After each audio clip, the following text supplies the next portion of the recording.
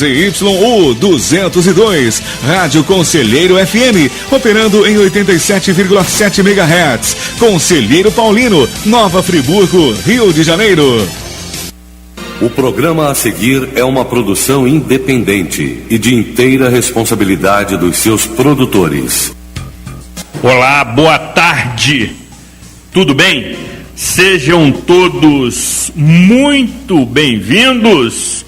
E você está comigo, Zuri Maurer, em mais uma edição do programa Opinião Pública. E juntamente com o professor Jorge Carvalho, a raposa felpuda da política friburguense e operação técnica de José Augusto, apresentaremos informações, análises e propostas para os temas de utilidade pública que realmente interessam e por vezes afligem a comunidade friburguense, especialmente aquela que se faz presente no sofrido distrito de Conselheiro Paulino. Aqui tem opinião e é pública.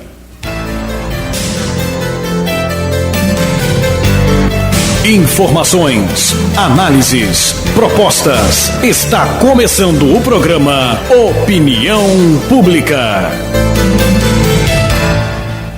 E nesta 18ª edição, destacaremos os principais itens de pauta que realmente nos proporcionam promover as nossas análises, as nossas considerações e as nossas reflexões.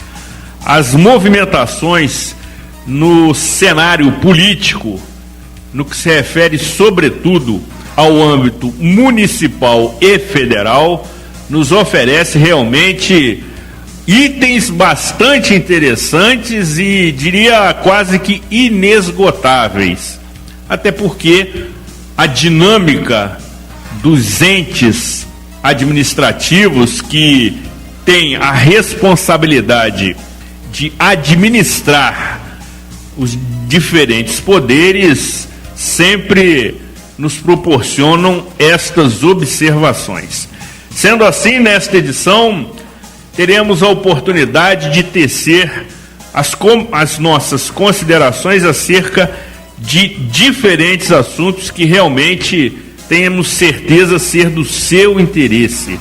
São questões que, embora por vezes não pareçam, mas interferem diretamente e diariamente na sua rotina de vida, na dinâmica do local onde residimos e trabalhamos e, obviamente, da cidade, do estado e do país. Os assuntos são dos mais variados, até porque temos o entendimento de que tratamos e analisamos gestões e não pessoas, o que por vezes alguns não conseguem entender e se sentem incomodados com as nossas análises, mas temos o dever, a obrigação e o comprometimento de levar até você informação de utilidade pública. E como você já está acostumado, iniciamos esta primeira parte do programa Opinião Pública com a nossa sempre aguardada e imperdível Resenha Livre,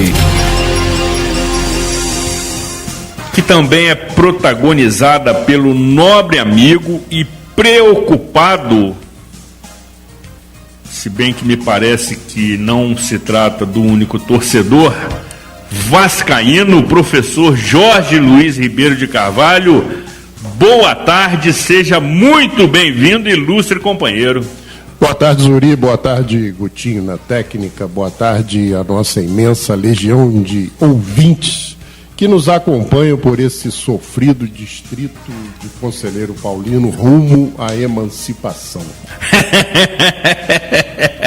Não tem outra saída. Pois é. Não tem.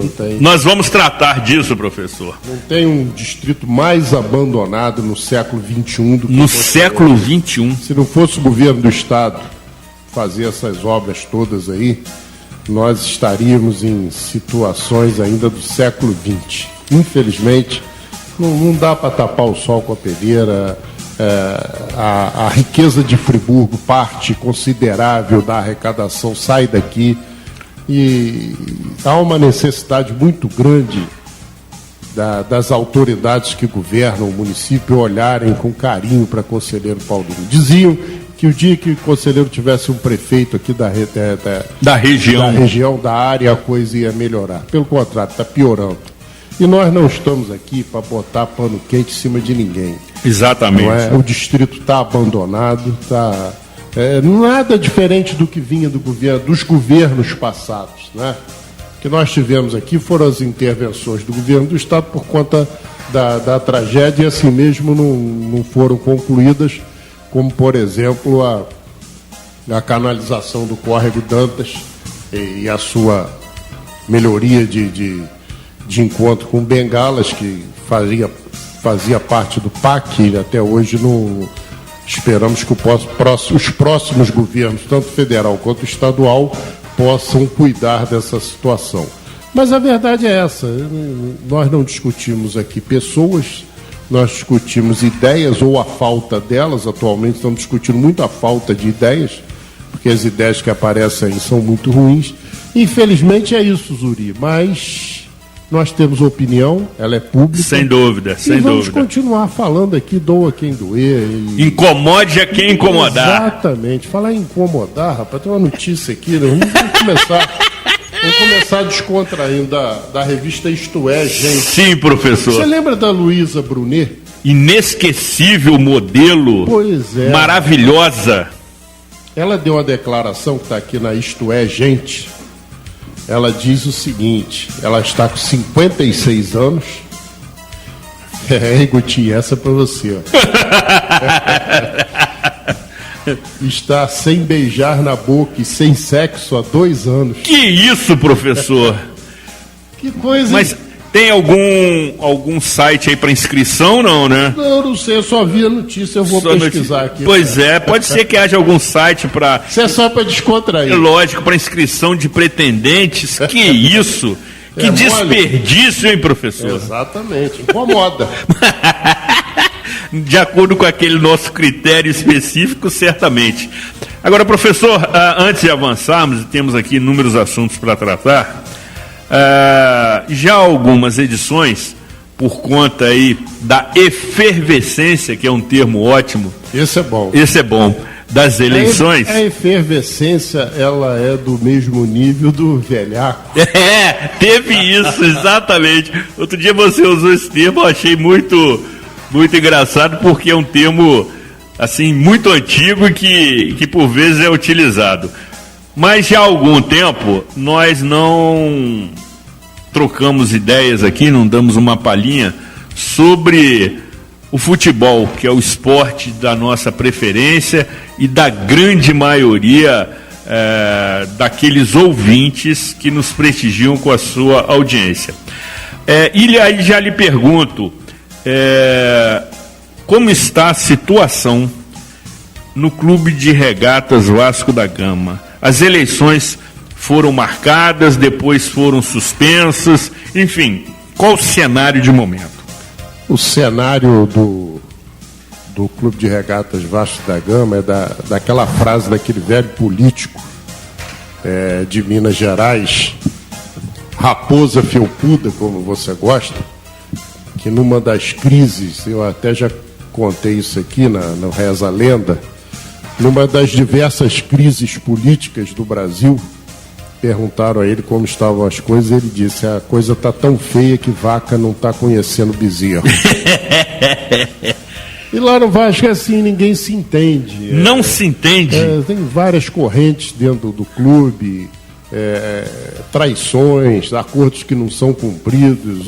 Esse presidente que está lá hoje, que foi médico do Vasco durante muitos anos, diretor do departamento médico do Vasco. Doutor Alexandre Campelo. Alexandre Campelo.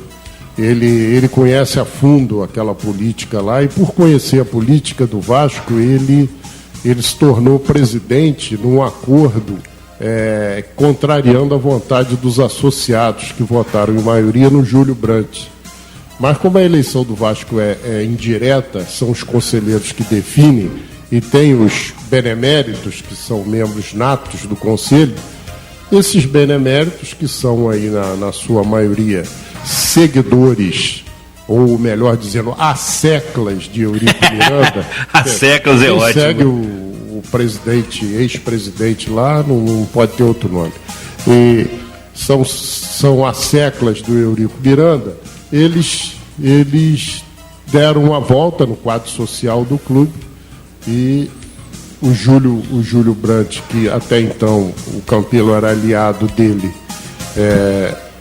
por falta de experiência do Brandt, começou a querer tomar posição de presidente sem ser,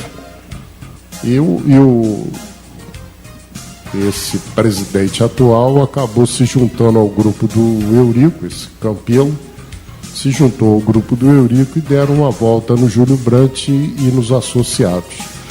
É bíblico que o reino dividido não prospera. Muito, né? bom, professor, é verdade. E isso vem de muitos séculos.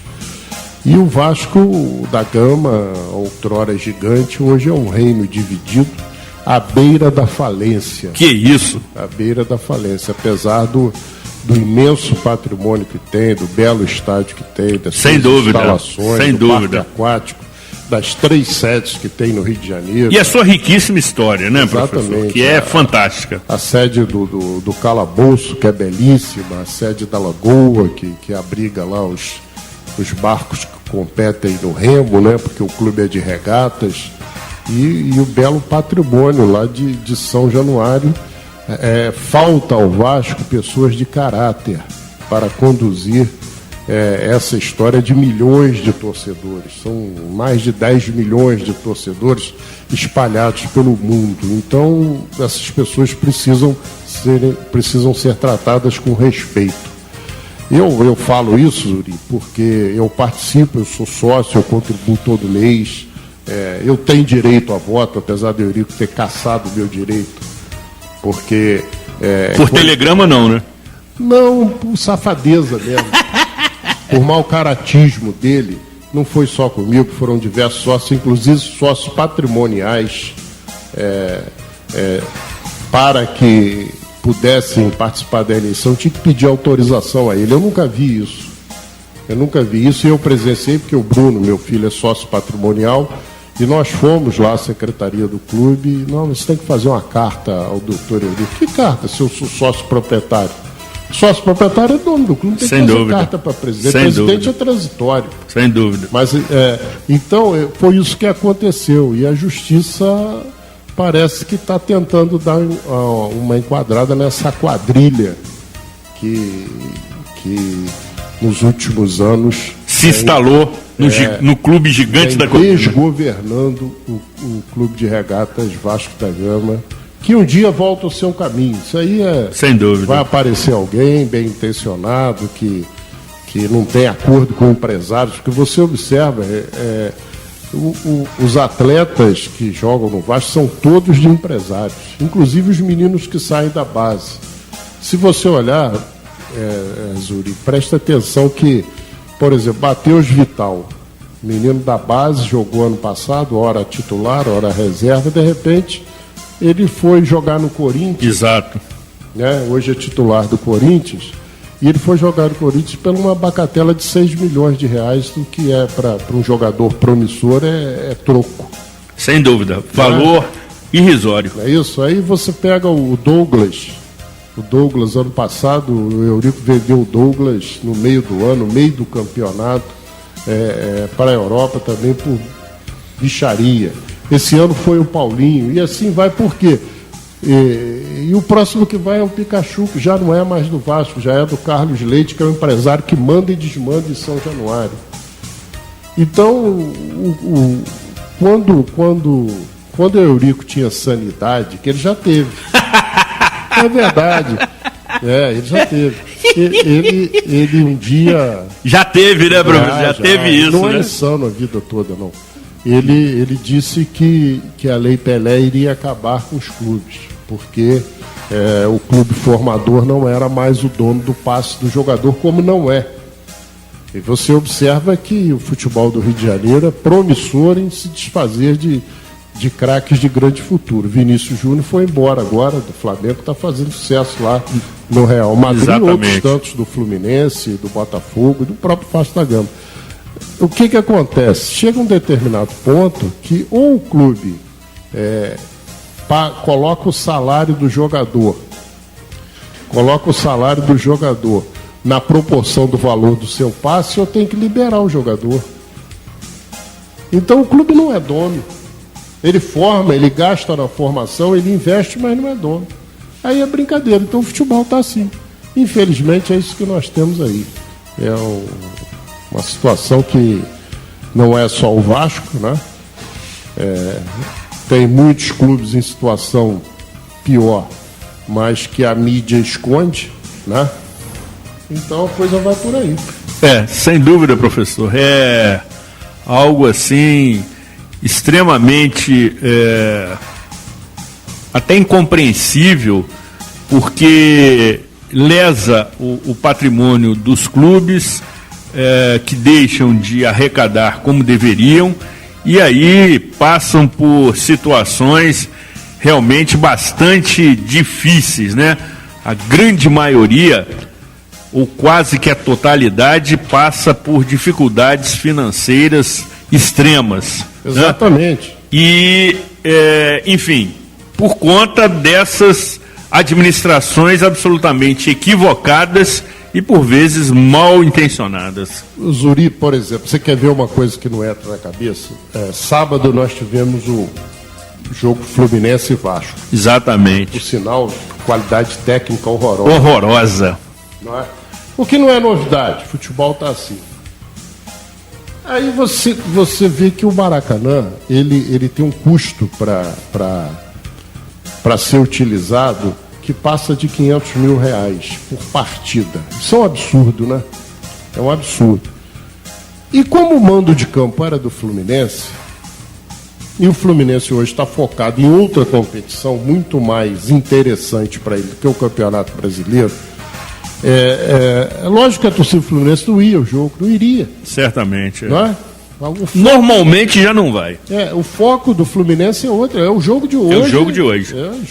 Essas rodadas agora são são jogos do ano do Fluminense. Pois é. Né? Se bem que eu, como tricolor dos mais preocupados, troco o título da Sul-Americana pela vaga na Série A do Campeonato Brasileiro. Se tiver que fazer essa escolha, minha opção é por continuar na Série A do Campeonato Brasileiro. Mas vai continuar, o Fluminense vai continuar. Mas o que eu chamo a atenção aqui, para análise nossa, é o seguinte: a torcida do Vasco queria ir ao jogo, fez força para o jogo, mas só tinha 2.000 ingressos. Pois é.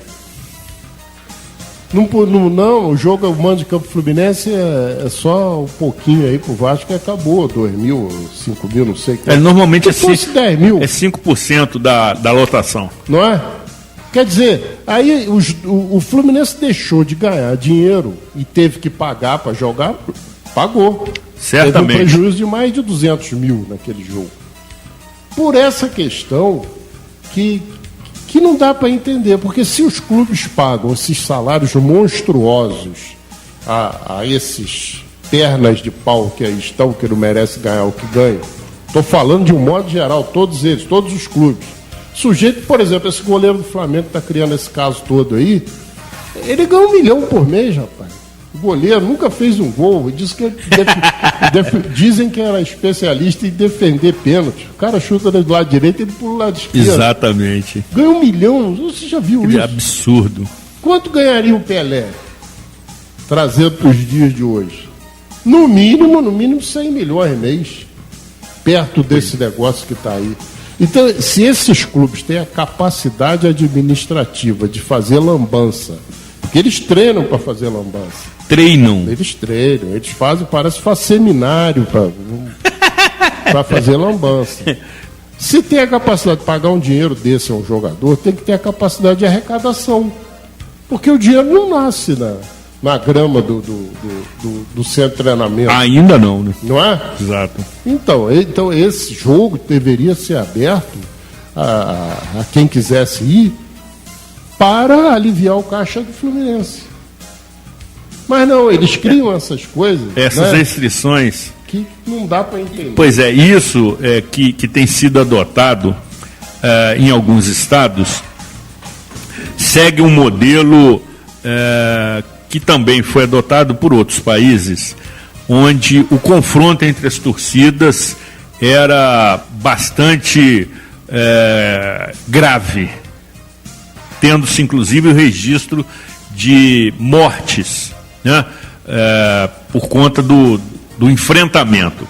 Mas, de toda forma, essa restrição, professor, ela não resolve a situação. Não, só piora. Pois é, exatamente, porque com as redes sociais, as torcidas ditas organizadas, elas se conversam, se entendem e se programam para promover os seus ataques antes e depois do jogo, nas estações de trem, de metrô, nas ruas, nas vias públicas.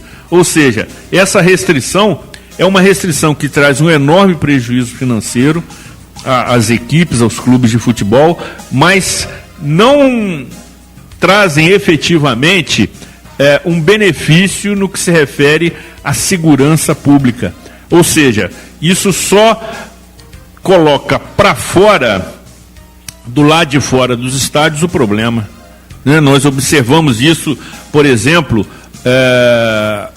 especialmente nas competições que reúnem os clubes de futebol que tem grande rivalidade, Flamengo e Vasco, Palmeiras e Corinthians, Grêmio Internacional, que para mim é o clássico de maior rivalidade no país, Atlético Mineiro e Cruzeiro, para citar os principais centros de futebol.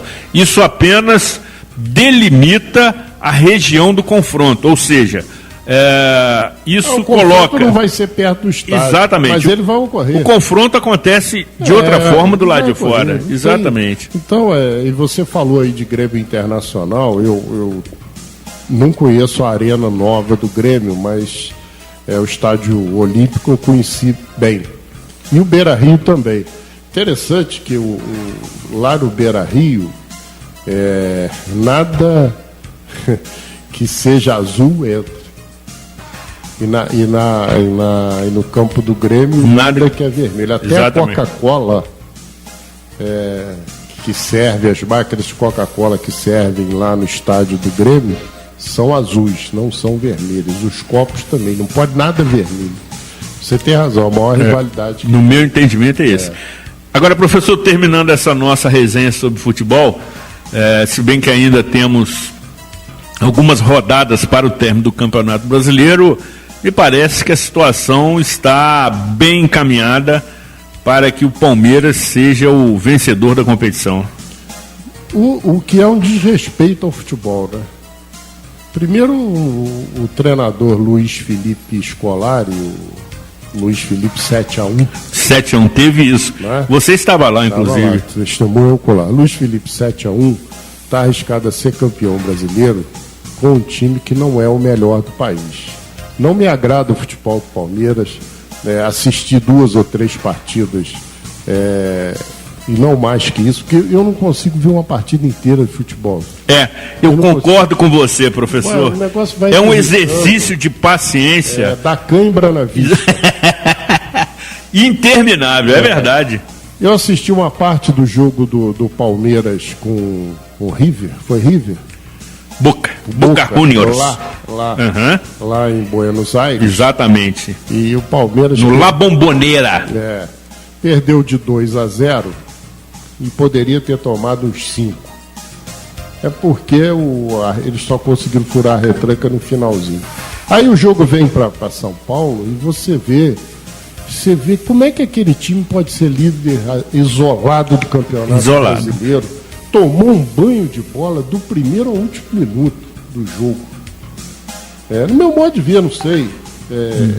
As partes da partida que eu assisti, eu vi um time argentino taticamente muito bem montado. Sem dúvida. Que não dava espaço ao Palmeiras, e um Palmeiras que não sabia abrir esse espaço.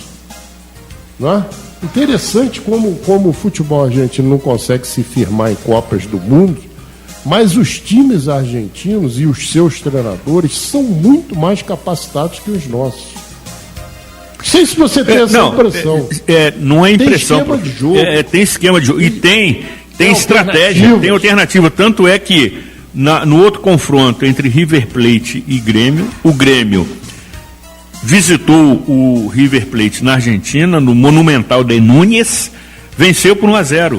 E venceu jogando bem. E jogando bem. Depois, no retorno, o River conseguiu reverter a situação, o placar, mesmo iniciando a partida perdendo por 1-0, e aí o placar lhe favoreceu. Ou seja... Mas teve o apito amigo ali, né?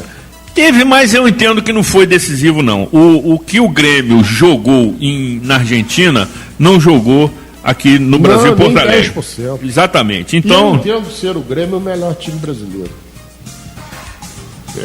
Entendo que pratica o melhor futebol. Que pratica o melhor futebol. O Grêmio priorizou muito a Libertadores e vai tentar dar uma arrancada nesse final aí de campeonato para garantir uma Libertadores de novo. Isso. Ele não chega lá no Palmeiras. Não. Mas é um time, tem um treinador ousado, apesar de algumas peças ali não estarem à altura do elenco, alguns jogadores.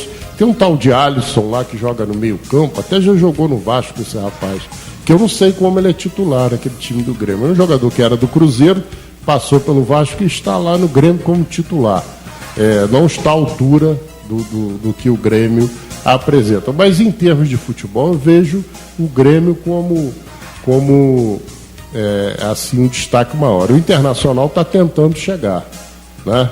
Apesar de ser difícil, o Internacional. Uma campanha surpreendente, inclusive. O Internacional deu uma arrancada no meio do campeonato, depois caiu um pouco e agora volta a crescer, tentando aí chegar no Palmeiras. Mas eu entendo que o Palmeiras define isso aí com mais 2 rodadas e fecha o caixão. Sem dúvida.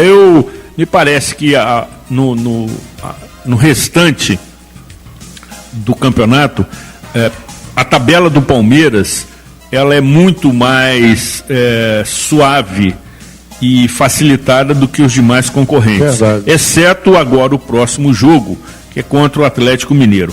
Passando pelo Atlético Mineiro, fecha a tampa do caixão e já pode começar a organizar as comemorações. Dificilmente pensar em 2019. Perderá esse título. E aí, professor? Já chega em São Januário para jogar com o Vasco campeão. Pois é, exatamente. E numa próxima resenha que faremos, nós também iremos abordar os aspectos, professor, que envolvem o famoso e conhecido cheirinho. Novamente se evaporou? Rapaz.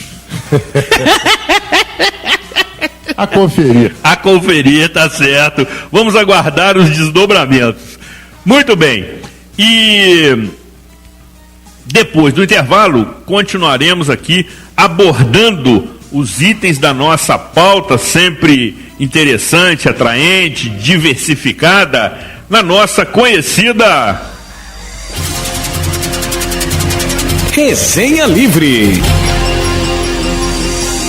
Aqui tem opinião e é pública. Diga não às drogas. Ouça a nossa rádio. Você está ouvindo o programa Opinião Pública.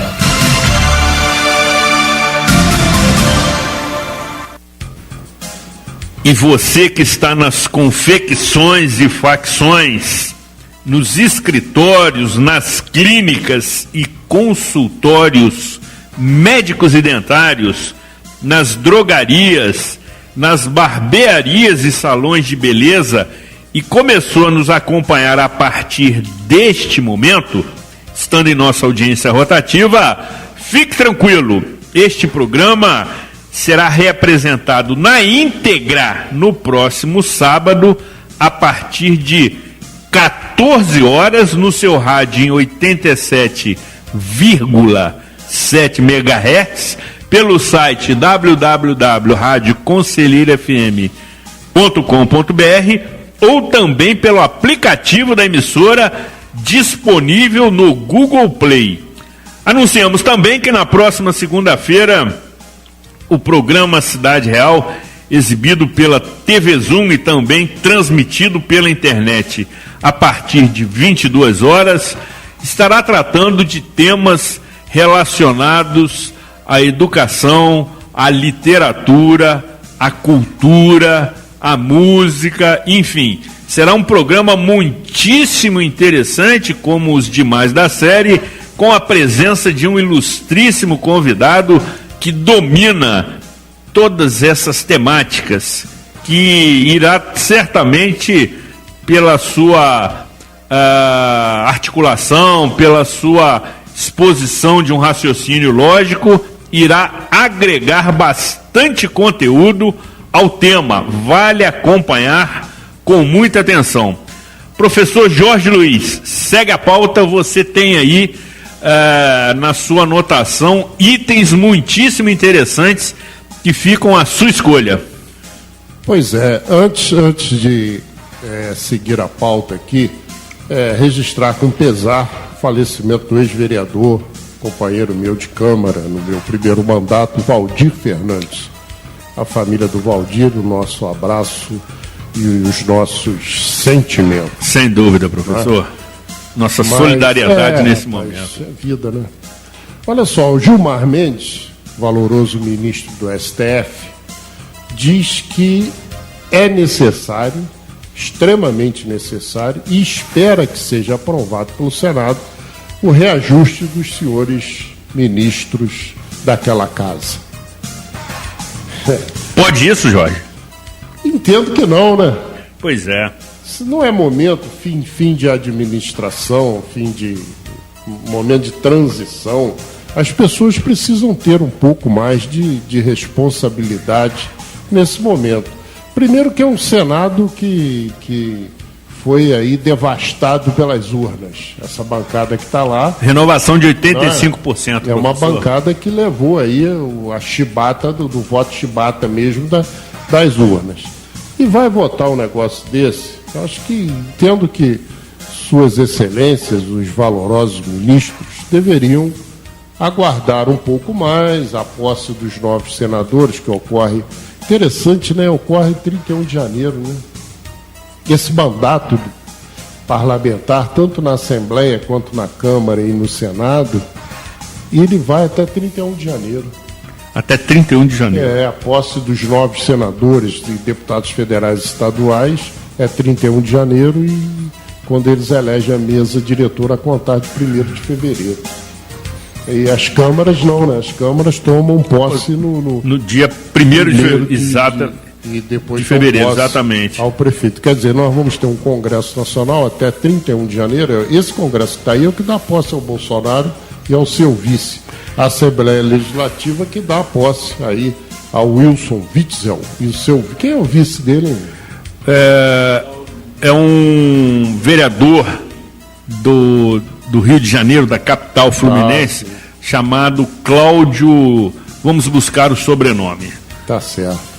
Ilustre Cláudio. Exatamente. Né? Então, eu entendo que o ministro Gilmar Mendes poderia aí ficar quieto, calado, nesse momento em que o país espera mudanças, aguarda mudanças, e nós temos esse comentário dele aí. Pois é, professor. Né? E o nosso sempre atento operador técnico e assistente de produção nos informa que o futuro vice-governador se chama Cláudio Castro, vereador no município do Rio de Janeiro.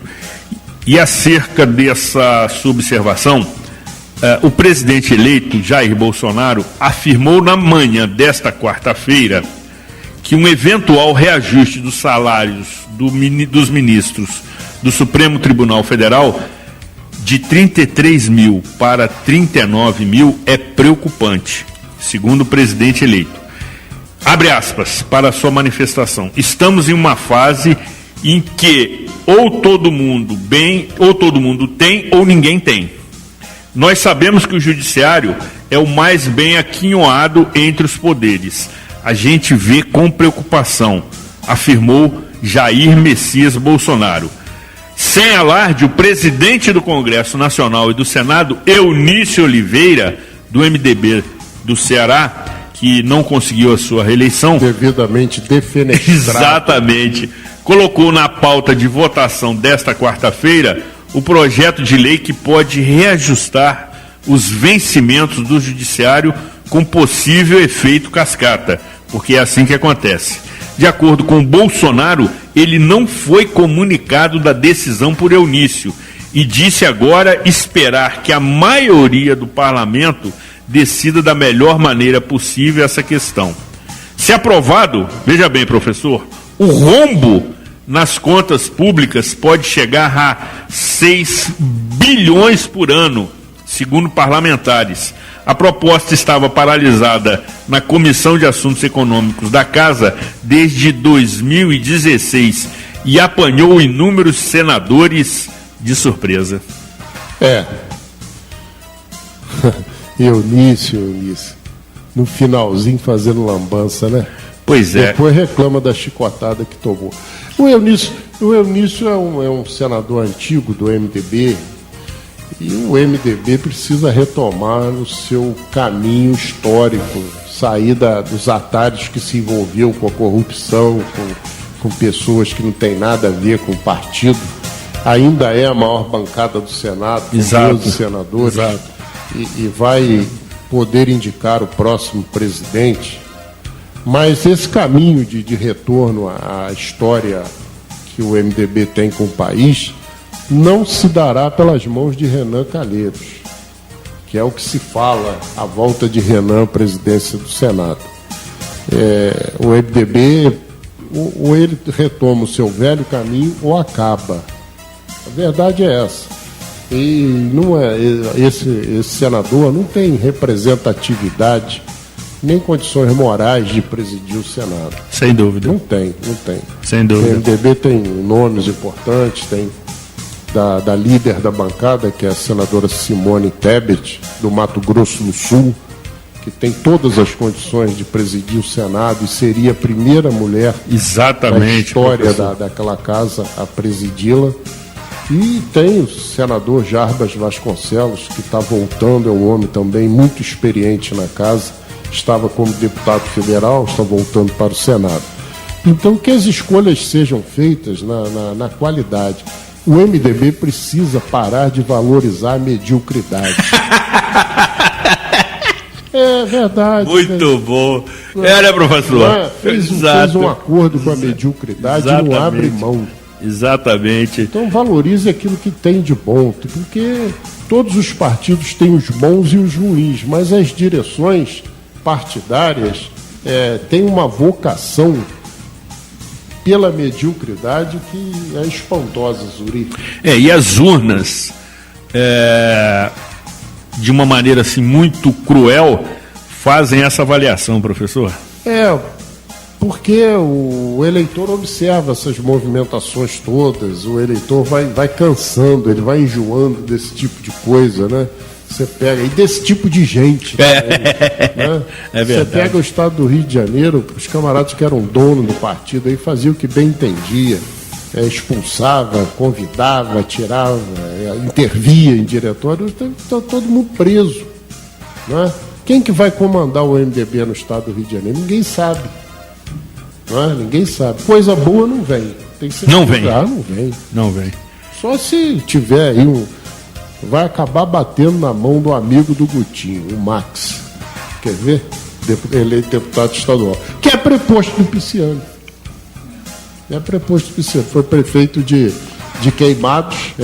Foi chefe de gabinete do Pisciani durante muito tempo.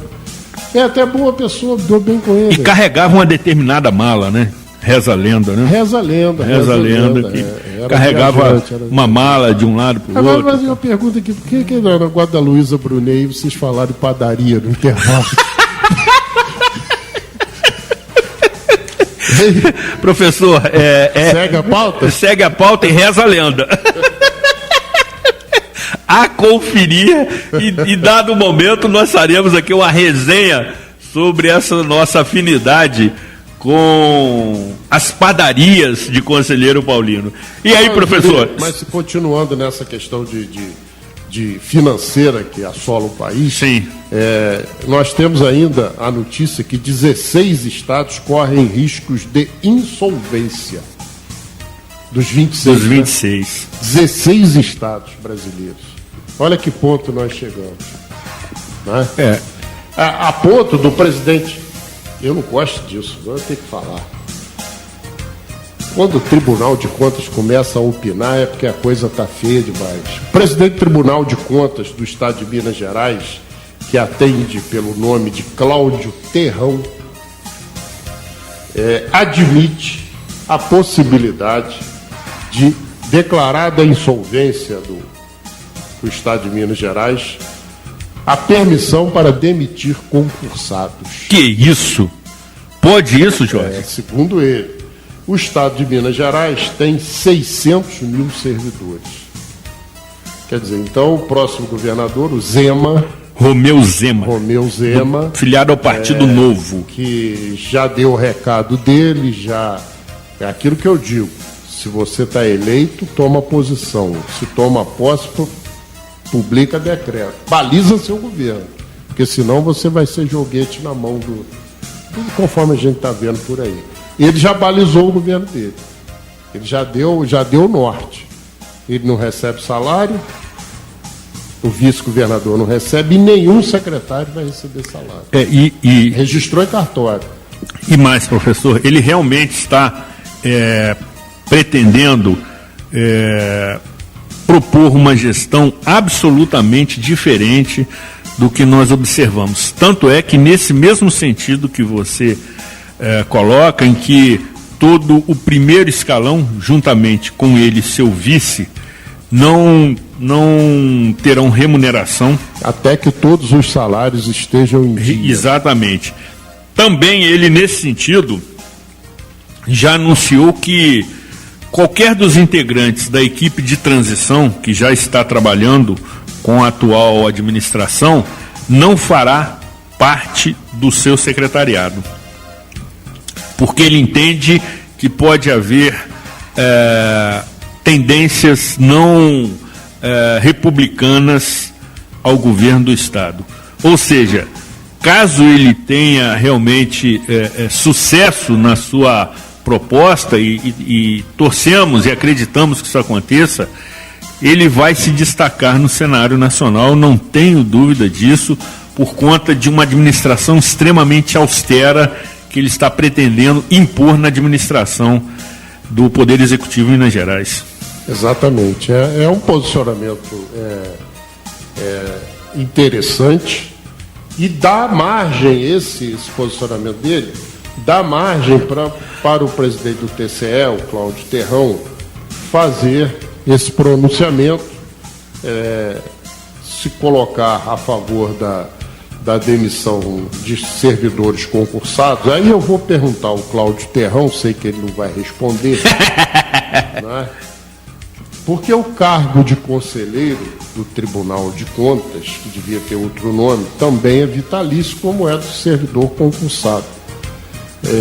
Será que algum dos nobres conselheiros também seguiriam o governador e seus auxiliares diretos, abrindo mão de seus vencimentos? Dificilmente.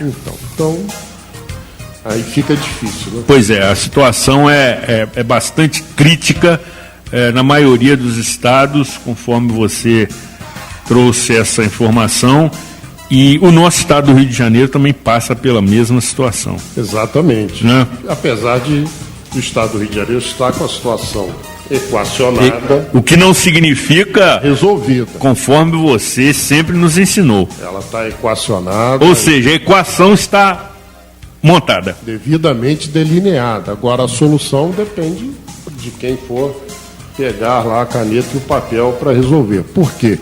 Nós temos aí uma tendência de arrecadação, principalmente de royalties do petróleo, muito grande. Você observa, Zuri, o lucro anunciado ontem da Petrobras, né? Ficou abaixo da expectativa, mas ele foi 25 vezes maior do que igual período do ano passado. Nós estamos falando, Zuri, em 25 vezes maior. Isso não pode passar em branco. Sem dúvida. Desapercebido. Não pode aqui, as autoridades, as pessoas que apuram essas coisas. O que fizeram com a Petrobras que ela parou de dar lucro? Foi saqueada, né? Saqueada, Foi levaram saqueada. até a pedra fundamental. Exatamente, da Petrobras. exatamente. Ela foi saqueada. Porque o lucro ainda foi da ordem de 6 bilhões, né, de reais. Exato. E esperava-se um pouco mais aí disso tudo. E vai ficar por isso mesmo. Nós estamos falando em um ano. Não sei, eu não quero fazer juízo do valor sobre a gestão, sobre a direção da... É o Gabrielli que está lá? Sérgio Gabrielli. Da Petrobras? Exatamente. Eu não quero fazer juízo do valor, nem elogios a uma coisa que eu não conheço em detalhes. Mas chama atenção. Mas chama atenção. Chama atenção. Não foi um lucro de 30% a mais, não. Não foi 50%. Que fosse 100%. 25 vezes mais. Esse é um negócio que tem que ser apurado. Não pode... E ainda assim está abaixo do que poderia ter sido. Então o que fizeram com a Petrobras? Que essa gente fez, esse tipo de gente. Pois é, exatamente. Esse tipo de gente brincou com a maior empresa brasileira. Pois é, e uma das maiores mundiais. Você veja o poder de recuperação de uma empresa petrolífera como a Petrobras, que foi saqueada.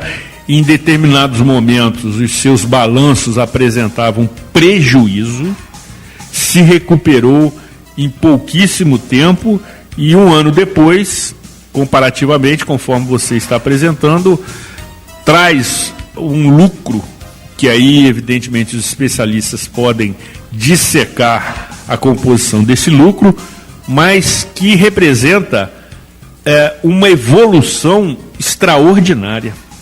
E abaixo do que ela pode ser. E abaixo ainda do que pode alcançar, né?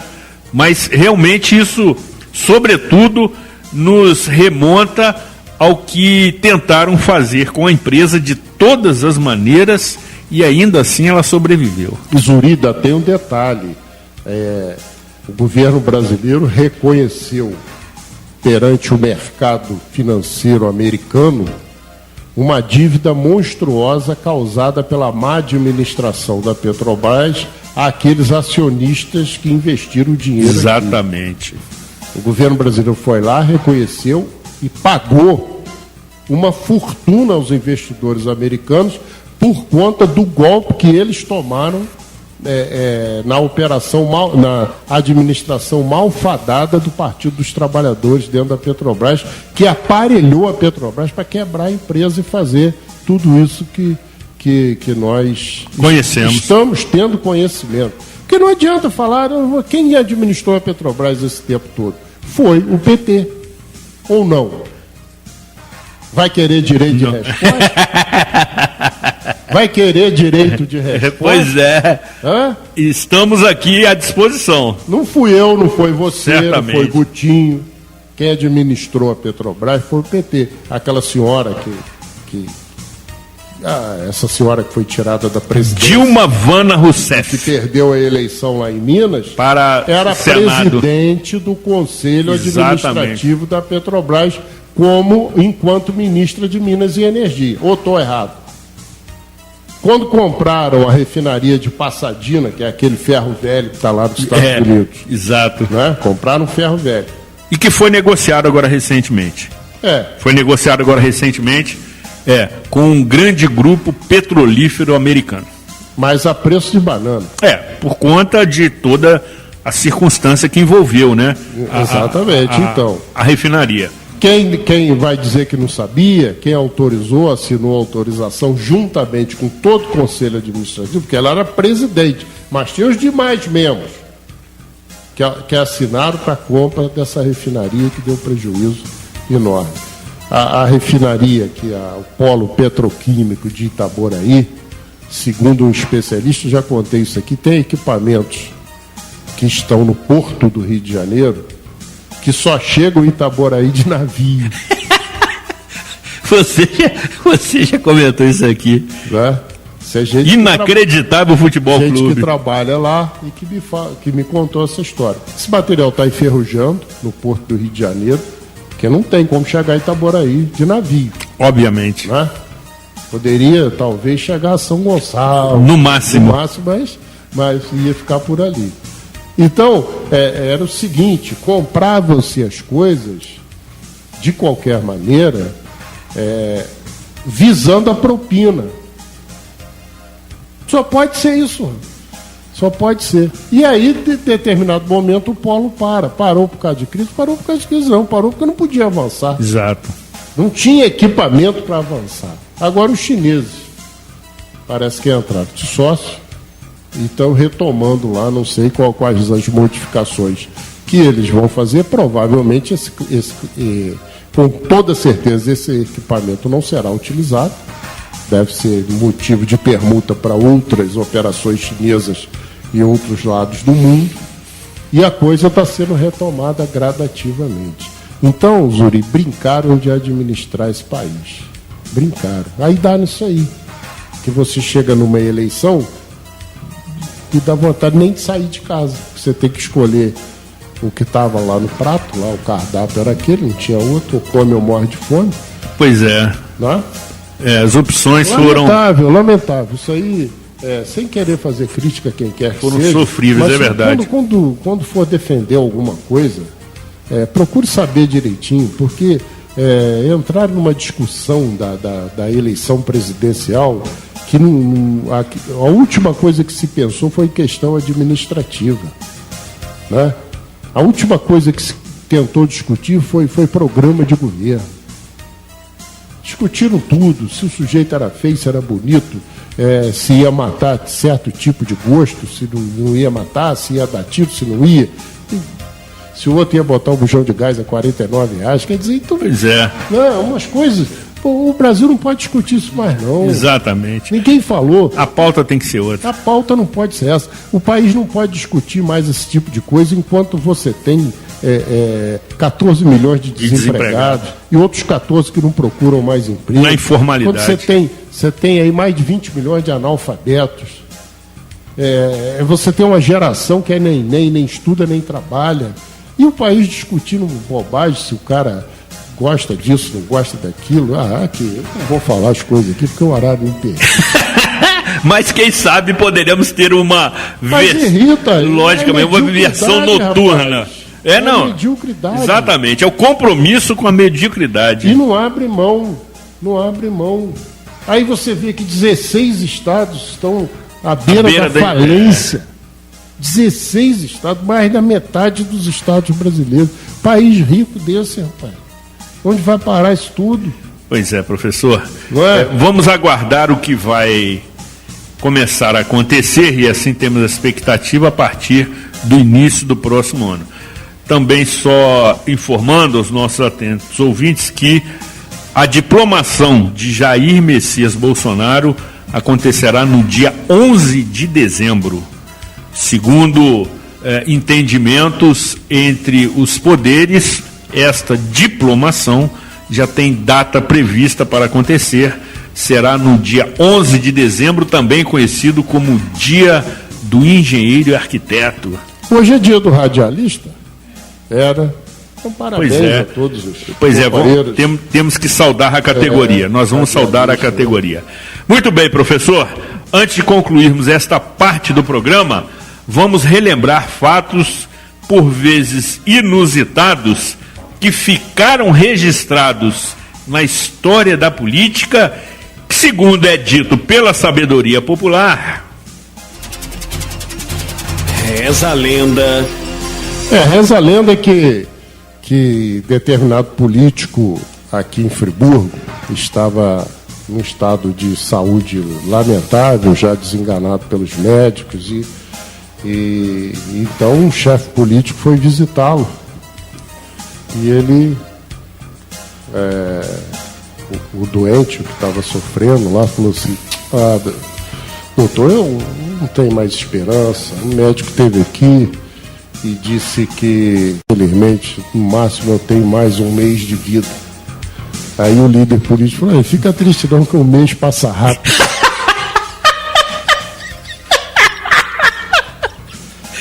Que isso? Teve isso, Jorge?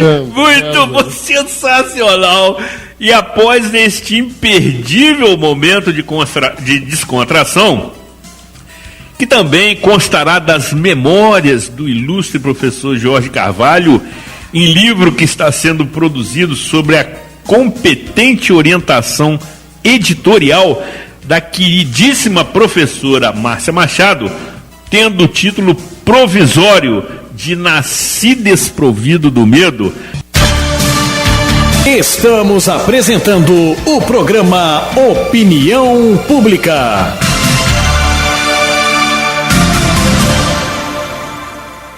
Diga não às drogas. Ouça a nossa rádio. Você está ouvindo o programa Opinião Pública.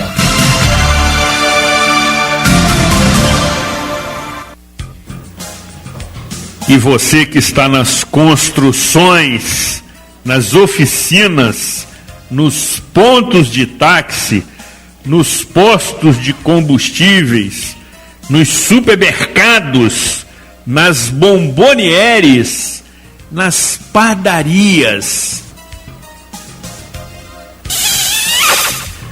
Demorou, mas chegou, tá certo, muito bom. Bares e restaurantes.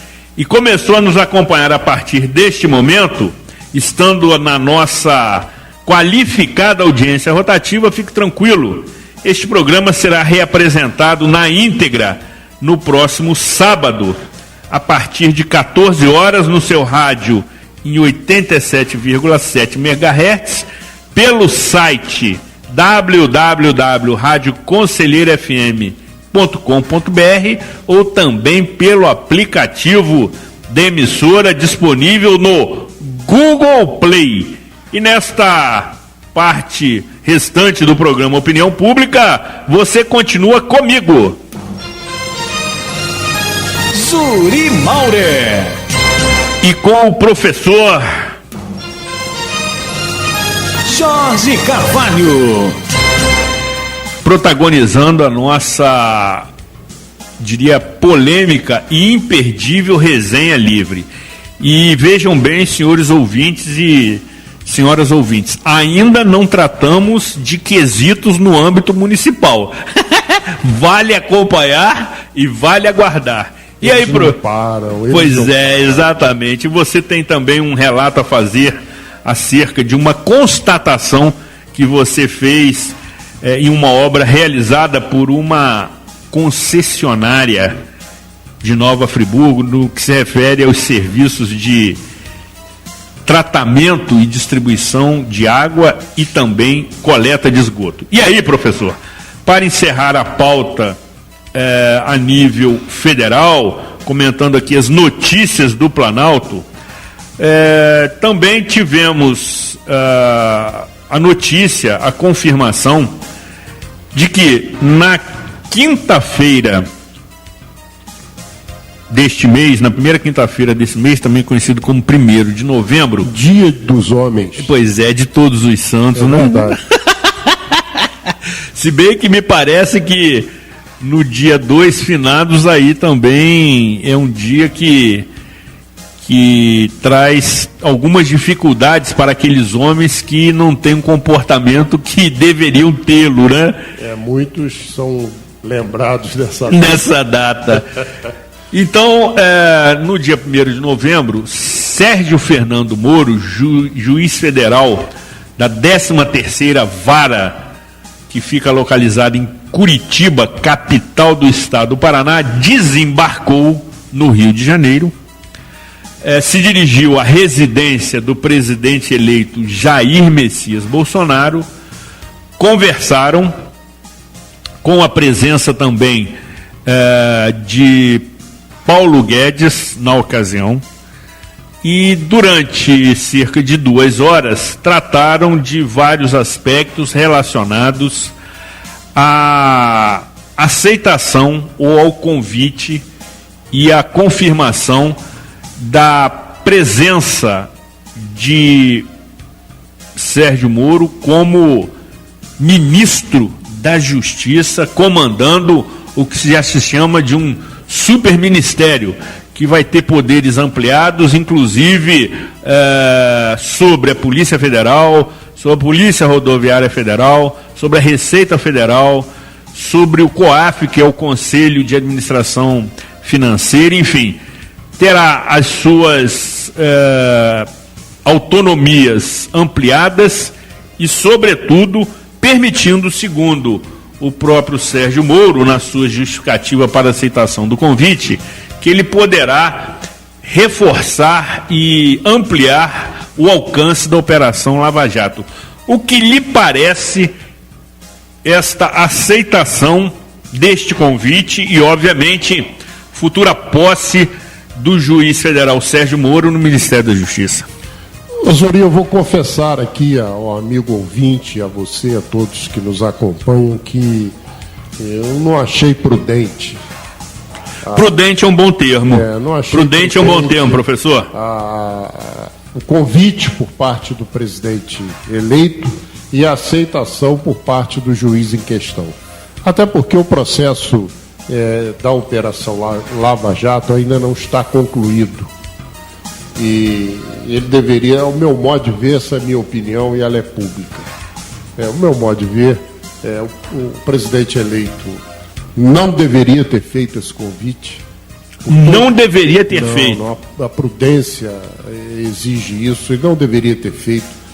Até porque a aceitação popular que o presidente eleito tem, ela é muito decorrente do que a Operação Lava Jato apurou.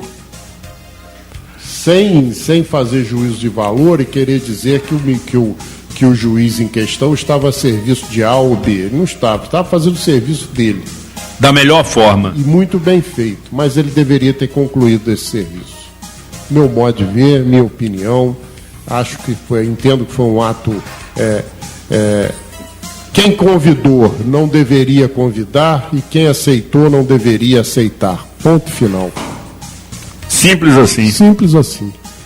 Até porque, professor, nós estávamos aqui conversando durante o nosso intervalo que fatalmente Sérgio Moro seria ou será indicado para ocupar uma vaga no Supremo Tribunal Federal, no primeiro momento em 2020, por conta do afastamento compulsório de Celso de Mello, que atinge 75 anos de idade, idade limite para que um ministro atue, porque assim é considerado, no STF. E em 2021, Marco Aurélio Mello também se afastará pelo mesmo motivo. E aí surgem 2 vagas que, em uma delas, indubitavelmente, Sérgio Moro seria indicado para assumir a vaga no STF, o que é ambição legítima de todo magistrado, até porque alcança a prateleira de cima do Poder Judiciário.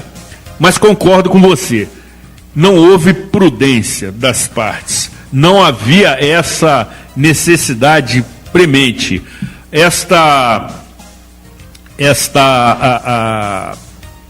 Esse jogo para a plateia. Essa aceitação de Sérgio Moro, mais me parece que ele está consolidando o caminho para chegar ao STF. Sendo que não haveria essa necessidade, isso já aconteceria naturalmente. Naturalmente. não admirei isso aí, não. Isso é uma falta de prudência das partes. Pois é, professor. E ao contrário do que a grande maioria... Agora, porque... dá, não sei se razão, acho que razão é muito forte, mas dá abertura de contestação das condenações, não estou dizendo que está certo, não estou dizendo que dá abertura. Mas isso já está acontecendo, professor. Abertura de contestação das sentenças, disso, daquilo outro. Quer dizer, uma coisa que tinha avançado pode retroceder.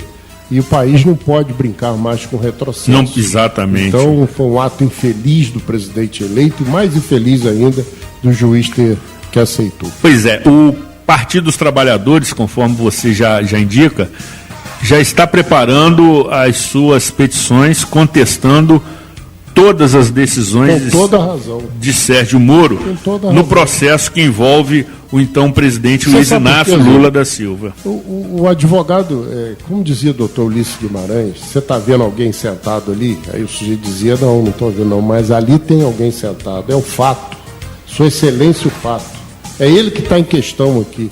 Você não está vendo, mas ele está ali. O fato é esse. O que o advogado precisa da defesa? Ele precisa de uma brecha. Quando está tudo perdido, quando não tem mais jeito, eles vão para os embargos infringentes. O que é o embargo? O embargo, segundo ensinam, eu não sou advogado, mas é você tirar dúvida sobre a sentença de determinados pontos. Não é assim? Parece Exato. Que é isso. Não sei se algum advogado depois quiser corrigir. Mas não modifica, o resultado da sentença. Mas pode abrir o quê? Pode abrir um caminho para o recurso. Sem dúvida. Então, o que o advogado precisa? Ele precisa de uma brecha para recorrer. E o Bolsonaro deu e o Moro referendou a brecha do recurso. Os advogados estão certinhos. Não sei se vão ganhar, se tem razão jurídica ou não, mas deram um caminho. É aquele negócio que você está morrendo afogado, acha que vai agarrar o toco, é o jacaré. Mas aí você vai brigando com o jacaré. É uma boa comparação. Não é? Você pensa verdade. Que é o toco, é o jacaré, mas agarrou o jacaré, vai embora com ele. Exatamente. Quem sabe ele não vai te morrer. Exatamente. Professor, e essa mesma opinião nossa, que é da minoria, a grande maioria que faz por vezes uma análise superficial, emocional, exatamente. Aprova tanto o convite quanto a aceitação para que ocupe o cargo de ministro da Justiça, mas nós que temos por obrigação sempre acompanhar os articulistas políticos, que são inclusive colegas da sua categoria, pelo menos no que se refere as nossas participações em rádio e TV também se manifestam da mesma maneira. Veja bem o que Josias de Souza, blogueiro do UOL, coloca de uma maneira absolutamente precisa. Eu sou um grande admirador das manifestações, das análises e das reflexões de Josias de Souza, profissional dos mais competentes e premiadíssimo. Em uma das suas reflexões, num texto bastante extenso, ele coloca o seguinte parágrafo que para mim é perfeito. Uma coisa é aceitar eventual indicação de Bolsonaro para ocupar poltrona de ministro no Supremo. Todo magistrado sonha em chegar ao topo do judiciário. Outra coisa bem diferente é trocar a prerrogativa de mandar prender poderosos pelo risco de ser mandado embora por um deles. Exatamente. Perfeito. É isso aí. Perfeito. Exatamente isso. Ele vai para um cargo passível de demissão ad nutum, como dizem. Muito bom. Como dizem aí os juristas. Os especialistas, pois ele sai de um cargo em que ele está por mérito, que ele foi aprovado com concurso público, e vai pedir exoneração para assumir um cargo que quem nomeia manda embora a hora que bem entender e acabou. Fim de papo. Mas até aí é a vaidade, eu entendo. Agora, o que não pode é deixar brecha para essa mistureba que deu aí, né? De recursos e de coisas sem que o processo tivesse terminado. Agora, a juíza substituta, que gostaria que você desse a notícia. Pois aí, Porque para o tem nosso vínculos comentário. com a nossa Exatamente. cidade, Só né? concluindo ainda acerca dessa assunção, que é um termo ótimo, de Sérgio Moro ao cargo de ministro da Justiça. Ele está de férias e, no seu retorno, pedirá exoneração da sua função para assumir o ministério, até porque assim determina a legislação. Agora, tem uma coisa, aqui não entra a questão trabalho e a competência Não. para Perfeito, professor. conduzir esse super ministério. Porque o Brasil hoje, toda a questão da violência que existe no Brasil tem uma causa, é o narcotráfico. Nós somos um país hoje completamente envolvido. Além de sermos vizinhos das terras produtoras, passam por aqui essas situações. Não é? Nós já tocamos nesse assunto, é chato falar, é até perigoso, mas isso não vai tirar o mérito e a competência do Sérgio Moro em conduzir um super ministério. Isso nós não estamos discutindo. Até porque... Nós estamos discutindo o fato, Sua Excelência, o fato. Sua Excelência, o fato. Mais do que isso, nós estamos discutindo o momento, professor. A competência, a conduta ética e moral do juiz é absolutamente irretocável, e mais, o seu exercício profissional, ele é caracterizado também por atos de coragem. Sem dúvida. Para enfrentar essas facções criminosas. Não há como contestar esses quesitos, esses atributos do juiz federal. O que nós tratamos aqui, para que fique bem claro, é que, primeiro, conforme você muito bem colocou, não foi prudente. E segundo, entendo ser desnecessário. Desnecessário porque ele já se coloca no primeiro escalão de um governo que ainda, neste momento, é uma incógnita. É embrionário. É embrionário, que é um termo ótimo. E aí, professor, nessa esteira é muito bom, né? A juíza substituta, professor, da 13ª Vara Federal de Curitiba, doutora Gabriela Hart, que ficará responsável pela Operação Lava Jato até a escolha de um novo titular para o lugar de Sérgio Moro, é filha de uma friburguense de 68 anos.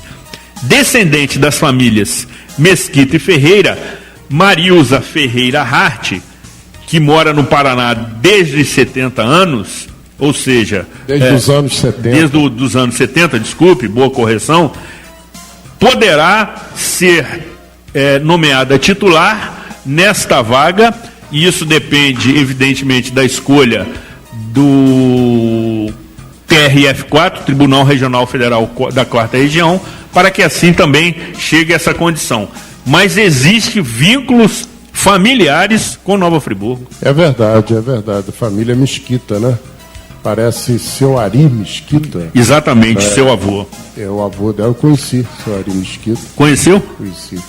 Família Mesquita tradicional aqui na região. Pois é, ela também... Vamos torcer por ela. Pois é. Né? Estudou no Colégio Nossa Senhora das Dores. A mãe dela, né? Exatamente.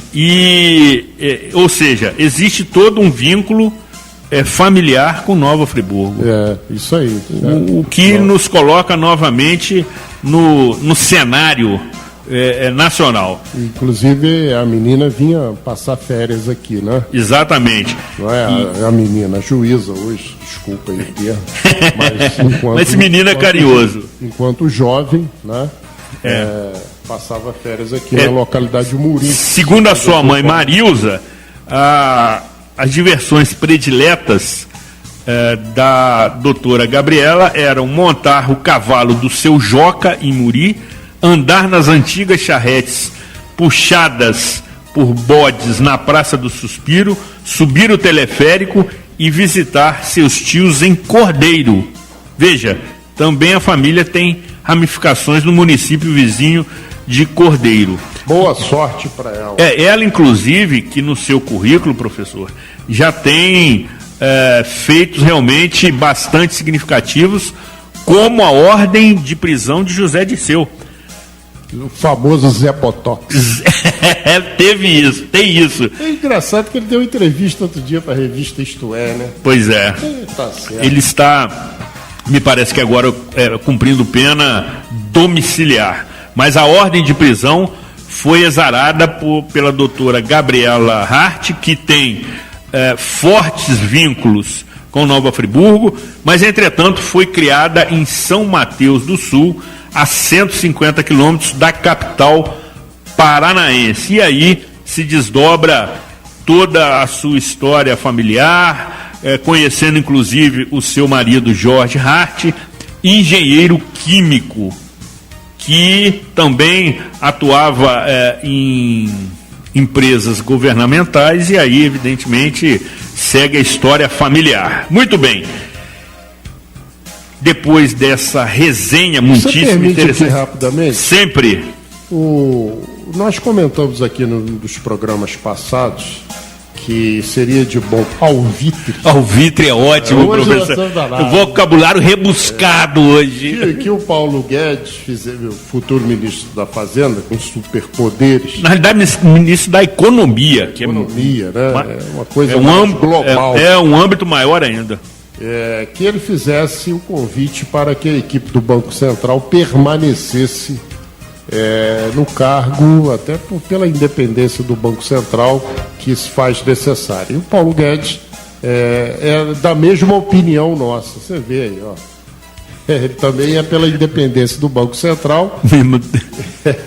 E convidou o Ilan Goldfein, é isso? Exatamente. Ilan Goldfein para continuar à frente dos destinos do Banco Central e que, segundo o Paulo Guedes, ministro da Economia futuro, entende que essa independência da instituição deve ser valorizada, inclusive com os seus mandatos desses dirigentes coincidindo com o do presidente da República. O Ilan ainda não respondeu, mas vamos torcer para que ele aceite junto com a sua equipe, porque é aquilo que dissemos no programa passado. Em termos de administração, o V0 do Bolsonaro, pela questão da organização econômica, é muito menor. É muito melhor do que dos seus antecessores, não é? Principalmente da época do Fernando Collor. Então, a boa medida que o Paulo Guedes toma, e o mercado estava aguardando isso aí, porque se há uma coisa que funcionou no governo Temer, foram poucas, foi a questão do setor econômico, comandado aí pelo Henrique Meirelles. Daí o meu voto a presidente da República. Professor Rio, o mais interessante nesse seu comentário foi o seguinte, que você disse e anunciou que Paulo Guedes concorda com a nossa opinião, quando naturalmente deveria ser o contrário, né? Nós falamos antes dele. Antes dele se pronunciar. Sim, nós nos manifestamos. Exatamente, ué. Está nos registros aqui. Está nos anais. Está nos arquivos da Rádio Conselheiro FM. Tá certo. A Rádio Conselheiro FM dando conselhos ao governo. Muito bom. Muito bem, depois do intervalo, continuaremos aqui destacando as nossas análises e reflexões para esta pauta absolutamente interessante e diversificada. Você que nos acompanha certamente já passeou por vários assuntos que todos eles na realidade estão interligados. Estamos apresentando o programa Opinião Pública. Diga não às drogas. Ouça a nossa rádio. Você está ouvindo o programa Opinião Pública.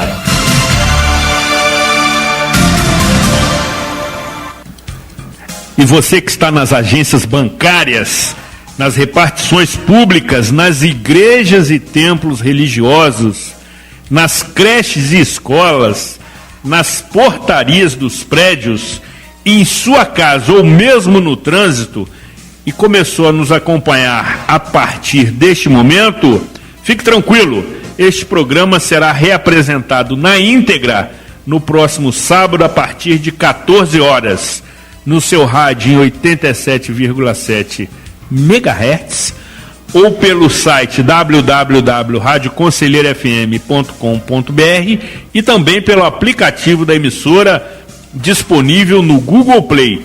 Anunciamos novamente que na próxima segunda-feira o programa Cidade Real, exibido pela TV Zoom e também transmitido pela internet a partir de 22 horas, estará tratando de temas multidisciplinares, mas que se interligam profundamente: educação, cultura, literatura e música, com um conhecidíssimo profissional da área que detém conhecimentos notáveis sobre todas essas questões e certamente, mais do que uma entrevista, irá nos proferir uma aula. Vale acompanhar com muita atenção. Professor, estamos na reta final, mas você quer fazer um registro acerca de uma visita ou de uma constatação que você fez hoje, me parece que pela manhã. Foi hoje é segunda-feira pela manhã. Foi segunda-feira. Começou bem a semana, né? É verdade. Porque eu vou dizer uma coisa, em se tratando de Águas de Nova Friburgo, nada é tão ruim que não possa piorar. Eles têm uma capacidade de produção de coisas horrorosas que chamam a atenção. E ali o que aconteceu é o seguinte, a população de Conselheiro está observando que eles vêm ali abrindo a Avenida Roberto Silveira a partir do antigo DR. Exato. Né, em direção à sede da antiga Mitroplast. E vão ali colocando o separador da coleta de esgoto. Parece que é isso, para despoluir o rio. Até aí não estão fazendo favor nenhum, porque isso é obrigação por contrato. Contratual, força exatamente. Contratual. Exatamente. Não estão fazendo favor nenhum. É obrigação. Aí quando chegou naquela rua ali da padaria Ouro Preto, da igreja Nossa Senhora da Conceição. Nossa Senhora da Conceição, eles estavam abrindo Imaculada Conceição, perfeito. Abrindo uma vala e eu passei na minha caminhada matinal. Né? E falei, vou dar uma olhada nisso aí. E desce uma galeria robusta ali do Rui Saglar, da estrada do Morro das Contas, com uma anilha de metro, uma galeria poderosa ali. Exatamente. Porque o volume de águas que desce daquelas encostas é muito grande. E aquela galeria, ela já está ali há décadas. Eles vieram com os tubos. Aquele tubo tem o quê? 40 milímetros? Se tanto. No máximo. No né? máximo. E encontraram a galeria. Ao invés de fazer uma caixa de passagem... De passagem. Eu não sou engenheiro. Mas não precisa ser. Né? Para chegar a essa conclusão. Caixa de passagem ali e manter a galeria intacta. Não. Eles furaram a manilha. Que isso? Furaram a manilha de metro nas suas... dos dois lados, para atravessar o tubo por dentro da manilha. Isso mostra o quê? Que isso, professor? Irresponsabilidade da empresa e do município que não fiscaliza, porque um tipo de obra desse tem que ter alguém da prefeitura olhando. O que vai acontecer? Eles estrangularam a galeria. Certamente. Não é? Vai entupir, vai reduzir a vazão da água que vem daquelas encostas. Provavelmente ela vai estourar num ponto lá acima. Esse remendo nunca é perfeito, e que vai dar vazamento pela pressão da água, e naturalmente aquele calçamento ali, aquela pavimentação vai afundar. Então é isso que está aí, essa pouca vergonha dessa companhia que ninguém fiscaliza e a omissão da prefeitura nesse sentido. Então fica, se tiver alguém da subprefeitura nos ouvindo, se tiver alguém da Secretaria de Obras ouvindo, nós temos certeza que tem. Manda abrir ali, leva uma reta escavadeira e abre. É na rua que sai da padaria Ouro Preto e vai ver o tubo passando dentro da manilha. Enquanto é tempo, porque vai explodir aquilo tudo. O professor faz parte do time do Inacreditável Futebol Clube. Exato, pena que eu não fotografei. Pois é. Eu não estava com... Para colocar no seu Facebook. Exatamente, vou mostrar isso aí, que pode mandar uma reta escavadeira, abre aquele buraco e vai ver o tubo passando dentro da... Primeiro que estragou a manilha, né? Certamente. Estragou, porque ela... Danificou.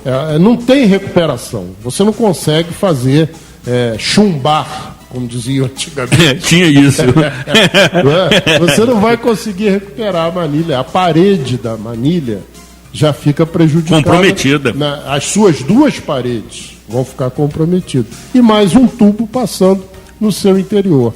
É assim que estão administrando Friburgo. E que vai ser ali conforme você disse, vai represar. Vai estrangular a Manilha. Todo o lixo que desce. Porque não desce só água, né? Não, certamente que não. Então. Desce lixo, galhos, enfim, e mais o que escoar. É isso aí. Então, era simplesmente construir uma caixa de passagem e preservar a Manilha. Mas então, Zuri, como nós não estamos aqui para passar pano quente... Não, nós temos opinião, professor. Nós temos opinião, é pública, é mais uma lambança da companhia Águas de Nova Friburgo. E aí, professor, para corroborar o nosso... Ainda tem outra. Você acha que aquele asfalto... Acha não, se tem que entregar. Quem acha tem... Você já nos ensinou isso. Você quem acha tem que entende entregar. que aquele asfalto vai ser recuperado na mesma qualidade do seu original? Não. E você entende que a prefeitura vai multar a companhia? Porque ali quem tem que multar é o DR, né?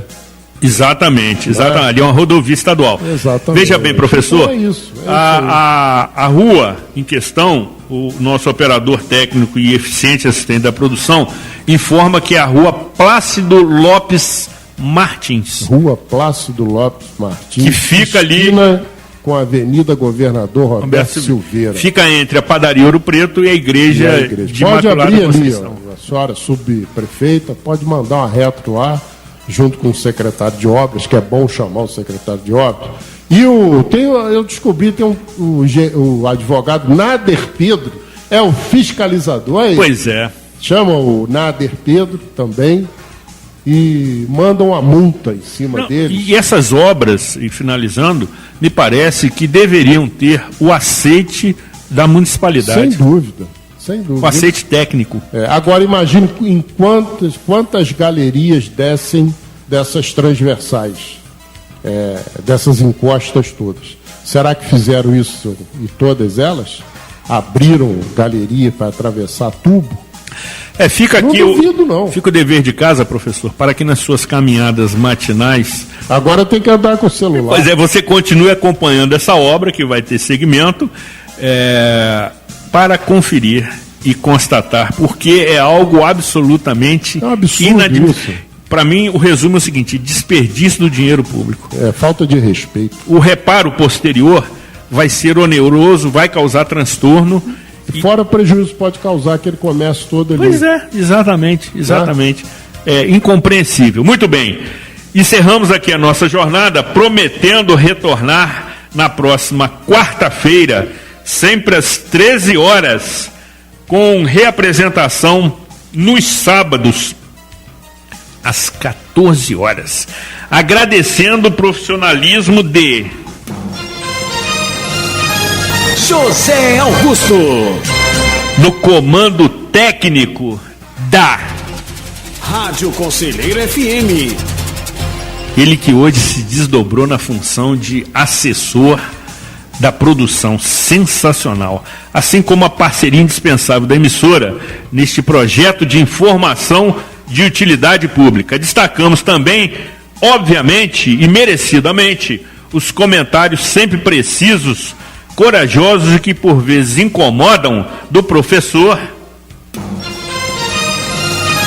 Jorge Carvalho, a raposa felpuda da política friburguense, com as suas despedidas. Pois é, nós vamos à padaria agora, não? Não, né? Caro ouvinte, eu estou cercado de amigos. Vocês já perceberam Forte disso. abraço e até semana que vem, se Deus quiser. Ele vai querer, amigo, legal. Especialmente sua motivadora audiência, sobretudo do público feminino. Que delícia, hein? Muito bom. Aqui sempre teremos opinião e será pública. Que Deus proteja o sofrido distrito de Conselheiro Paulino. Programa Opinião Pública. Apresentação de Zuri Maurer com análises de Jorge Carvalho. Produção e realização da Rádio Conselheiro FM. Agradecemos a sua audiência e até a próxima edição.